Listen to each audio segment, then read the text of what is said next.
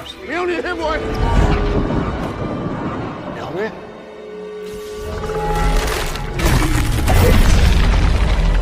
Mjolnir! You're back!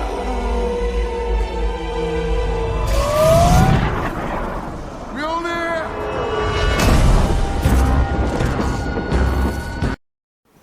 Hello guys, logical news में हम लोग आज विश्लेषण करेंगे थॉर की आने वाली नई मूवी लव एंड थंडर से पहले उसके दो दमदार हथियारों म्यूनियर और स्टॉर्म बेकर के बीच। तो आइए देखते हैं कि स्टॉर्म बेकर में दम है या म्यूनियर में। आप देख सकते हैं कि थॉर लव एंड थंडर में म्यूनियर का देखने के बाद कितना इमोशनल और कितना खुश हो गया, लेकिन म्यूनियर उसके पास आया नहीं, वो जेन फॉस्टर के पास चला गया, यानी कि उसकी गर्लफ्रेंड जो माइटी थोर बन गई है। तो स्टॉर्म बेकर के बारे में पहले बात करते हैं। स्टॉर्म बेकर जो है वो निडावेलर के जो बौने हैं उनके पास पहले से था। वो उन्होंने इसको बना करके रख रखा था, जो कि ओडियन के कहने पर उन्होंने बनाया था। और आपने देखा होगा कि मूवी इन्फिनिटी वॉर में जब थैनोस उसके भाई को मार देता है, यानी कि लोकी को मार देता है, तो उसके बाद थॉर बहुत दुखी होता है और फिर गार्जियंस ऑफ द गैलेक्सी के कुछ ग्रूट और रॉकेट के साथ निडावेलर जाता है। वहाँ पर ईत्री उसे मिलता है, जहाँ पर सब थैनोस ने जाकर के पहले तबाही मचाई थी और गाउंटलेट बनवा कर ले गया था। फिर इन लोगों ने उसको तैयार किया। ईत्री इनके लिए एक स्पेशल वेपन बनाता है और वो कहता है कि ये ऐसा वेपन है जो कि अब तक बनाए गए सारे वेपन्स में सबसे पावरफुल है। इवन एक फैन थ्योरी तो मैंने ये सुनी है कि Stormbreaker was made to kill the storm, यानी कि ये थॉर को मारने के लिए बनाया गया था। कारण ये है कि ओडियन ने ये देखा कि म्यूनियर का इस्तेमाल करके हेला वो बहुत ज़्यादा पावरफुल हो गई और सबको परेशान करने लगी, तो उन्होंने फिर उसको कैद करने तक के लिए उनको पूरी वेल्गेरिया आर्मी को मरवाना पड़ा। तो इसलिए उन्होंने सोचा कि अगर कभी ऐसा होता है कि थॉर भी जो है आउट ऑफ कंट्रोल हो जाता है तो उसको मारने के लिए कोई हथियार होना चाहिए, तो वो स्टॉर्म बेकर है। फिर उसके बाद आपको स्टॉर्म बेकर की पावर देखिए। स्टॉर्म बेकर बड़ा हथियार है, मोटा है और ज़्यादा वेटफुल है। म्यूनियर हल्का है, लाइट वेट है और बहुत ही ज़्यादा एक्टिव है। और उस साथ साथ म्यूनियर के ऊपर इंचेंटमेंट भी है। अब स्टॉर्म बेकर की पावर देखिए कि इन्फिनिटी वॉर में थैनोस की गाउंटलेट में पूरे के पूरे 6 इन्फिनिटी स्टोन्स थे, जो कि पूरी दुनिया में सब कुछ करने की पावर जो रखते हैं, उसको भी ओवर पावर करके स्टॉर्म बेकर ने थैनोस को हिट कर दिया था। यानी कि स्टॉर्म बेकर बहुत पावरफुल है। अब आगे हम लोग बात करते हैं म्यूनियर के बारे में। म्यूनियर फिल्म थॉर की जो पहली मूवी थी थॉर, उसमें ये दिखाया गया था कि ओडियन सबसे पहले जा कर के एक अच्छे राजा की चीज़ें जब दोनों लोकी को और थोर को सिखाते हैं तो वहाँ पे म्यूनियर रखा होता है। यानी कि म्यूनियर का इंट्रोडक्शन तभी हुआ था। म्यूनियर के अंदर ये पावर है कि वो थोर को हील कर देता है, उसको पावर दे देता है। वो कमज़ोर हो गया होता है तो उसको फिर से नया मीन्स उसको ठीक कर देता है।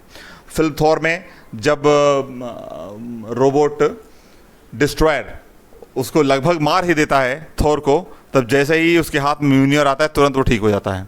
यही चीज़ स्टॉर्म बेकर के अंदर भी। स्टॉर्म बेकर भी जैसे ही निडावेलर में जब सबसे पहले स्टॉर्म बेकर बना था तो थोर के ऊपर पूरे सितारे की एनर्जी आ गई थी, जिसके कारण वो लगभग मर सा गया था। और उसके बाद में जैसे ही स्टॉर्म बेकर उसके हाथ में आया वो एकदम ठीक हो गया। इस तरीके से हम देख सकते हैं कि स्टॉर्म बेकर और म्यूनियर दोनों ही थोर के वीपन्स हैं और दोनों ही जो है वो पावरफुल हैं। हम अब आगे हम लोग करते हैं कंपैरिजन म्यूनियर के बारे में। आप क्योंकि जान ही गए हैं म्यूनियर को फिल्म रैग्नारॉक में हेला ने तोड़ दिया था नॉर्वे में। तो मे बी ये हो सकता है कि इन टुकड़ों को मिला करके फिर से म्यूनियर का बना लिया गया हो।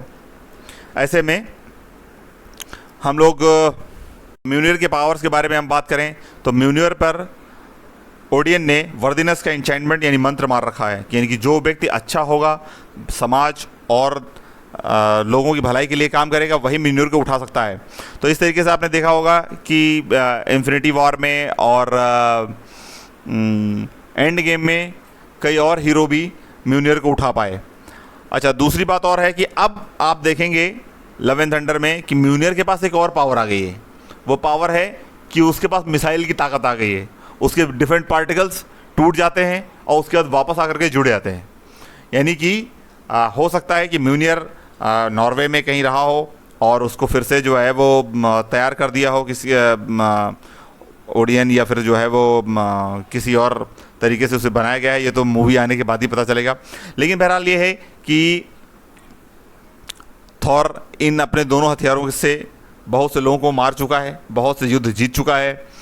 लेकिन इन अब दोनों में अगर हम कंपैरिजन की बात करें कि कौन अच्छा है और कौन क्या कर सकता है, तो देखिए स्टॉर्मबेकर भारी है और लेकिन वो थॉर की पावर्स को बहुत ज़्यादा बढ़ा देता है। म्यूनियर हल्का है, वो भी उसे उड़ा सकता है, अपने दुश्मन पे हमला कर सकता है, थॉर को हील कर सकता है, अपने किसी भी यूज़र को म्यूनियर हील कर सकता है। पर स्टॉर्मबेकर सिर्फ और सिर्फ थॉर को ही हील करता है और किसी यूज़र को हील नहीं करता है। ये एक खास बात है। दूसरी बात यह है कि म्यूनियर के पास इंचेंटमेंट है, उसके ऊपर मंत्र पड़ा हुआ है कि वर्दी लोग ही उसे उठा सकते हैं। ऐसा कोई मंत्र स्टॉर्मबेकर पे नहीं है। जो भी पावरफुल हो वो स्टॉर्मबेकर को उठा सकता है और उसे यूज़ कर सकता है। लेकिन उसका कनेक्शन, उसका कनेक्ट थोर के साथ बहुत अच्छा है। वो थोर के लिए ही बना है और वो एसगार्ड के राजा का वेपन है। इस तरीके से इन दोनों में अगर देखा जाए पावर के मामले में तो स्टॉर्मबेकर बहुत अच्छा है। इन्फिनिटी वॉर मूवी में आपने देखा होगा कि उसके एक अटैक से ही, स्टॉर्मबेकर के एक अटैक से ही थॉर ने थैनोस की पूरी शिप को बर्बाद कर दिया था। साथ ही वकांडा में हुई लड़ाई में स्टॉर्मबेकर की ताकत दिख गई थी।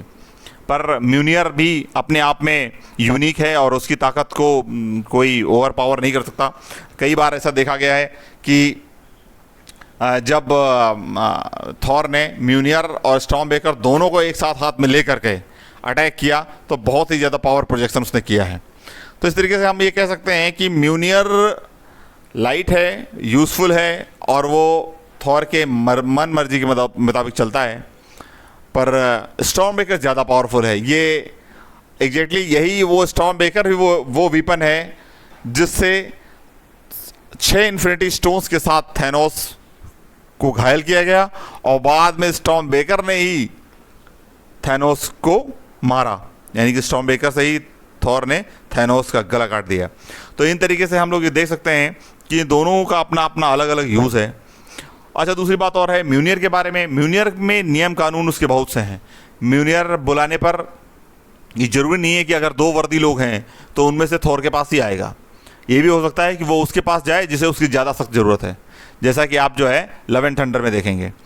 तो इन सारी चीज़ों के साथ अगर देखा जाए तो एक जादुई अस्त्र के रूप में म्यूनियर अच्छा है, पर एक पावरफुल हथियार के रूप में स्टॉर्मबेकर अच्छा है।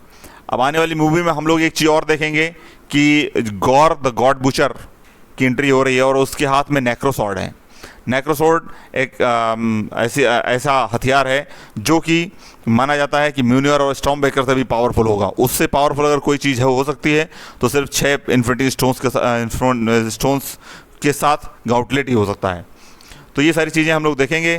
तब तक के लिए आप लोगों का बहुत बहुत धन्यवाद। हम लोग इस बारे में चर्चा करते रहेंगे कि आने वाली मूवी में क्या क्या होगा। हम लोग एक नया वीडियो बनाएंगे Thor love and thunder movie आने के बाद में और उसमें कंपेयर करेंगे स्टॉर्मबेकर, म्यूनियर और नेक्रोसॉर्ड के बीच में।